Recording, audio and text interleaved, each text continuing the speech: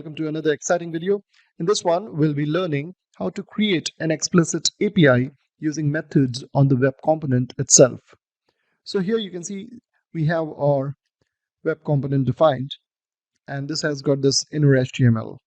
Now, what we'll be learning is we will be creating two separate methods which will allow us to change the text and color of these components. So over here you can see that I've created one method called change text color.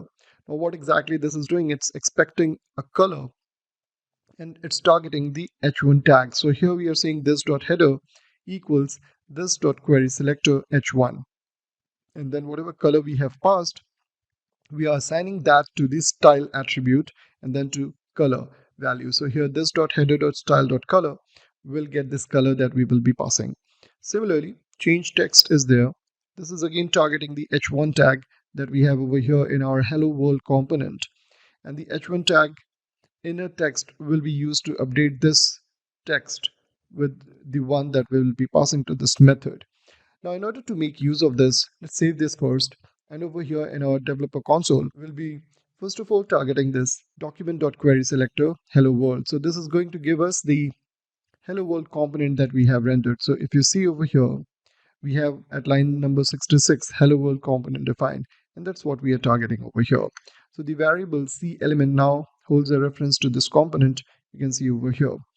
What we'll do next is, let's say we want to change the text color. So we will take the C element variable that we just now created and use the change text color method that we have in our custom component. So here's the change text color, and we are passing the color red over here. Now if I press enter, you'll notice that the color of the text has been updated. Similarly, I can go ahead and make use of the change text method to update the text of the h1 tag, and there we go. Hello world is the updated text. So to summarize, we created a web component with some HTML. We have added two methods to the component itself. We got a reference using querySelector to our custom element and used the methods on the elements to change the text and the color. You can create as many methods as you want to create more sophisticated APIs.